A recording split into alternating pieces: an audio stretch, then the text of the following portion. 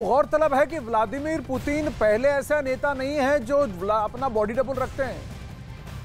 America के राष्ट्रपति का भी बॉडी डबल होता है, लेकिन तीन बॉडी डबल, ये देखने वाली बात है। अब यूक्रेन की मिलिट्री इंटेलिजेंस ने पुतिन के बॉडी डबल वाली जिस खबर का दावा किया है वो कई तरह के सवाल भी पैदा करती है। क्या है ये सवाल? सबसे पहले, क्या पुतिन को अंडरग्राउंड कर दिया गया है?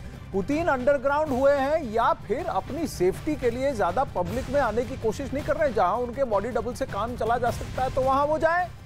क्या पुतिन वास्तव में बहुत ज्यादा बीमार हैं? ये बहुत बड़ा प्रश्न उठता है व्लादिमीर पुतिन के हेल्थ को लेकर। लेकिन हाल ही में आपने G20 में देखा, व्लादिमीर पुतिन तो स्वस्थ दिख रहे थे।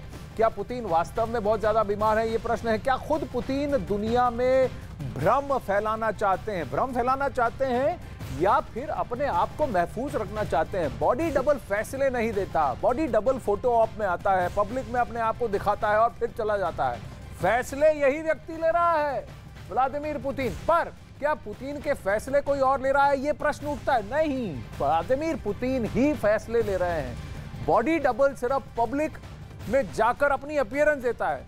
जैसे आप कह रहे हैं कि हाव भाव से पता लगता है, लेकिन ये बॉडी डबल सिर्फ प्लास्टिक सर्जरी ही नहीं कराते, ये सारे मैनरिज्म्स को कॉपी करते हैं, चाल चलन, हाव भाव सब कुछ कॉपी करते हैं और एकदम परफेक्ट दिखने की कोशिश करते हैं। हाँ, गौर कीजिएगा तो पता लगेगा। जैसे कान के नीचे का भाग ये अलग होता है, चाल में थोड़ा सा डिफरेंस, हाइट में थोड़ा सा डिफरेंस, गौर से देखेंगे तब पता लगेगा। लेकिन पब्लिक अपीयरेंस में कौन गौर से देखता है? क्या क्रेमलिन पर पुतिन की हमशक्ल का कब्जा है? ये तो बहुत बड़ी अटकलें लग रही हैं, ऐसे सवाल भी पूछने वाले लोग हैं। लेकिन जैसे मैं कहता हूं, युद्ध में सब जायज है, ये साइऑप्स भी जायज है, जैसे कि पुतिन का बॉडी डबल रखना भी जायज है। लेकिन तीन क्या ये सब कुछ पुतिन के इशारे पर हो रहा है?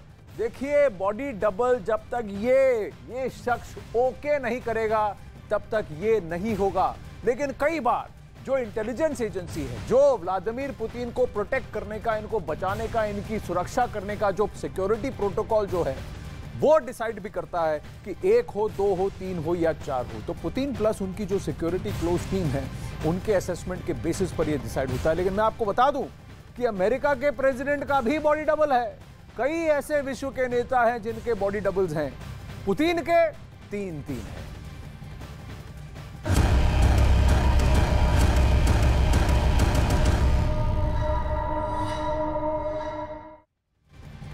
अब वहीं यूक्रेन के अंदर रूस की सेना का एक ऐसा अड्डा अब हम आपको दिखाते हैं जिसने ज़ेलेंस्की की नाक में दम कर दिया है। 2 बड़े हमले के वीडियो सामने आए हैं और ये न्यूज़ 18 इंडिया के पास है, अखाड़ा में अब आपको दिखाने वाले हैं। लेकिन बड़ा खतरा अमेरिका का वो एटम बम है जो यूरोप में फिट किया जा सकता है। पुतिन ने भी बाइडेन के एक दोस्त का सीक्रेट वीडियो बना लिया है।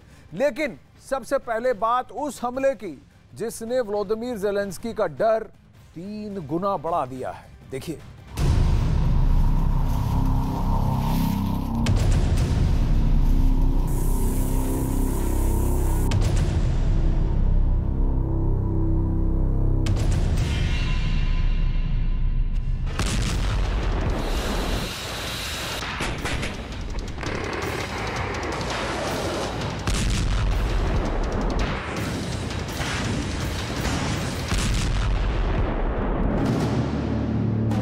जब दुनिया परमाणु बम का जिक्र कर रही है, तब यूक्रेन के जंगलों में क्या चल रहा है? यह रिपोर्ट आपको पुतिन की सीक्रेट फोर्स के बारे में बहुत ही खतरनाक बातें बताएगी।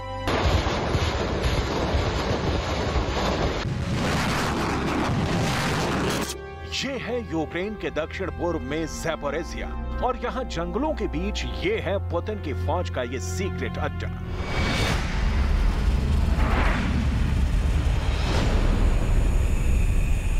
यहां मोटार पिट में अचानक हलचल मचती है।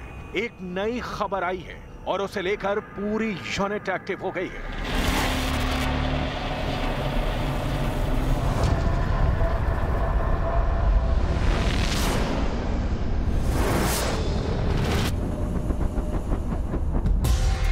पता चला है कि यूक्रेन की सेना का एक काफिला बहुत ही करीब से गुजर रहा है। हेडक्वार्टर से इसकी पुष्टि हो चुकी है। 2 घंटे रूस के मोटार यूनिट फौरन एक ड्रोन रवाना करती है ताकि लेटेस्ट जानकारी मिल सके। इस ड्रोन से जो तस्वीरें मिलती हैं उससे खबर पुख्ता हो जाती है। यूक्रेन की बख्तरबंद गाड़ियों का एक काफिला बढ़ता हुआ दिखाई देता है।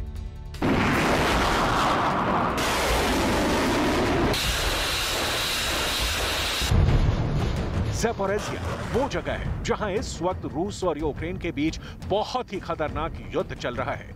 बाजी एकदम बदल जाती है तो दूसरे दिन फिर पलट जाती है।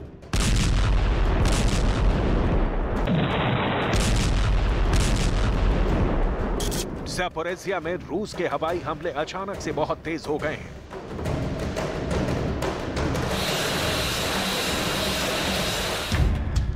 ये रूस का सुखोई 25 फाइटर बॉम्बर है जो नीचे उड़ान भरते हुए हमला करता है। पुतिन यहां अपनी तोप वाली ताकत भी दोगुनी करके फायर कर रहे हैं। पुतिन की मल्टी रॉकेट लॉन्चर वाली फोर्स भी लगातार हमले कर रही है।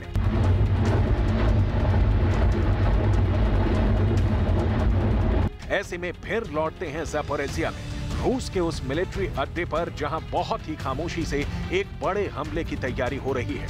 अचानक यूक्रेन की मूवमेंट देखकर यहां गोला बारूद फिर बाहर निकला और मोटार से ये 80 मिलीमीटर के गोले फायर करने को तैयार हो गए। पहले गोला नंबर 1 और फिर गोला नंबर 2। अब देखिए ये गोले कहां गिरे, क्योंकि रूस का ड्रोन सब कुछ देख रहा है और उसने पहला धमाका रिकॉर्ड किया। ठीक उसी जगह जहां से ज़ेलेंस्की की फौज का काफिला गुजर रहा था। दूसरा धमाका भी वहीं होता है और इस तरह यूक्रेन का आर्मी कॉन्वॉय बिखरने लगता है। В основном у нас, конечно, это поддержка наших подразделений при на данный момент ведения обороны.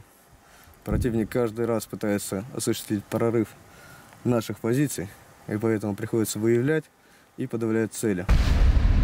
लेकिन यूक्रेन के दावे अलग हैं। यूक्रेन ने अब अपनी नई बख्तरबंद गाड़ी दिखाई है जो उसे अमेरिका और नाटो से मिली है।